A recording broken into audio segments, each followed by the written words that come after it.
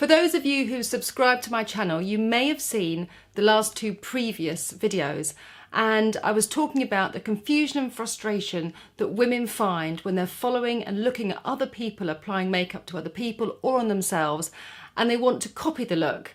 And when they try and do that, it just doesn't have the same finish or effect that they wanted to, and they get frustrated and they just simply don't bother. And that really upsets me, because makeup is such a wonderful tool to boost your confidence and make yourself look and feel better. So I've talked about how to shape your eyebrows for your own face shape, with your own features, and where to apply your contour and where to finish it using your bone structure and your features of the outer corner of your mouth and top of the ear. I hope you enjoyed those. The last one of this series is about blusher. So I'm going to be using this Sicily cream blusher here. It's a Phyto Twist blush, in a really pretty pink, just again to show you. Now, some of you may have already seen a bronzer film that I did, showing you that if you put a big pair of sunglasses on, which covers the orbital bone, which is just the big bone that surrounds your eye, surrounds and protects your eye, if you keep this area free of any colour cosmetics or any tanning products, it just gives a nice shape, very natural shape to your face. Because actually, if you just cover your face in one tone of foundation, it simply looks very unnatural. And the whole point of balancing all these wonderful different tones and colours is to make your makeup appear really natural. You know, you just want to be fabulous, don't you, at the end of the day? So with blusher, you can place it in different areas of your face to create something that's just a little bit more structured and demure and classy. Or you can just place it at the front of your face just to kind of give you that lovely kind of healthy, plumped, fresh, outdoorsy look. So whatever you want to do, however you place it.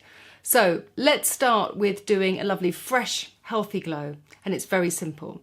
So you do one thing, you smile, and this reveals the apple of your cheek, the nice plump part of your face. Now you want to apply this colour, whatever colour you want to use, and it's nice to use a colour that sort of emulates blood under the surface, like a freshness, like that sort of healthy glow. So a great sort of fresh, cool pink tone is lovely. This is a fuchsia tone, which, you know, is just as good. So you want to look in the mirror and look at your pupil, and directly underneath your pupil at the highest point on your cheekbone, the highest point on the apple of your cheek, nice plumpy part, you want to place the colour. So bear with me. So the highest point is here. I'm going to be really crude with this and do it like that. As we get older, our cheeks tend to drop a little bit. So if you found that your cheeks have dropped a little bit, you want to make sure that you push the colour up.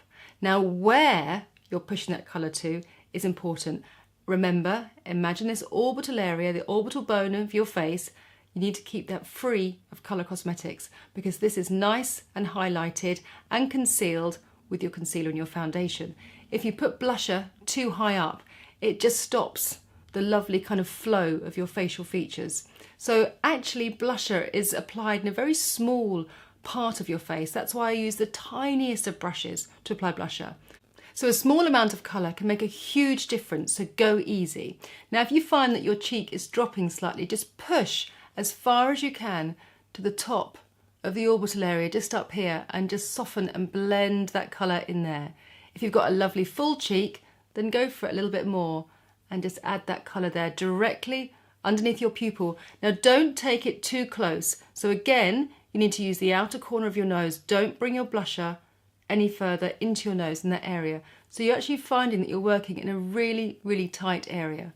But by keeping it small and keeping it tight, just gives that lovely freshness, and that's all you need. So I really love this simple look, and the thing about using a lovely fresh pink is it really brings out the whites of your eyes and teeth. Now as I'm looking at this, because I've already put the contour in from my previous film, I'm just building on that makeup just to save time. Speed beauty, come on.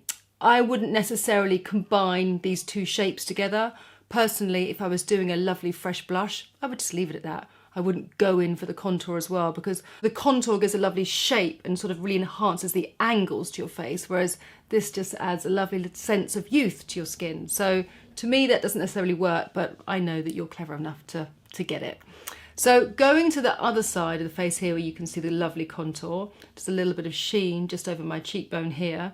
Again, remember the orbital area of your face. So it's again this circle around here. Normally you can find that area if you're not confident enough to use your fingers, just literally where that dip is, just in the tired area of your face, the corner area of your face, just around there. So you want to place it just along there, the highest point of your cheekbone. And what's lovely about using a cream is that you can blend the cream really beautifully into the skin.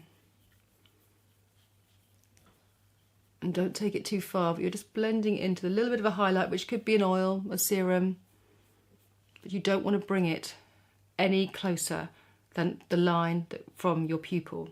So with a healthy blush, you kind of kept your line from the inner corner of your eye to the outer corner of your nose. For a more angular blush, you've got the pupil line straight down, and you don't want to bring that any further than that. So this front area of the face is sort of clean of blush, and you just get that lovely hint of colour, that pop of colour just on the top of your cheekbone there.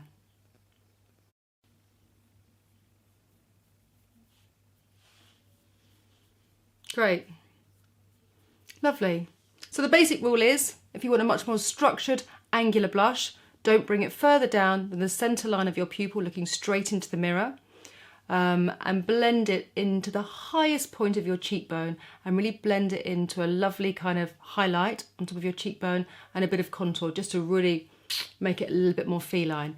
And for something a little bit more healthy, or to give a lift to your face, the highest point of the apple of your cheek, but no further than the bottom of your occipital bone.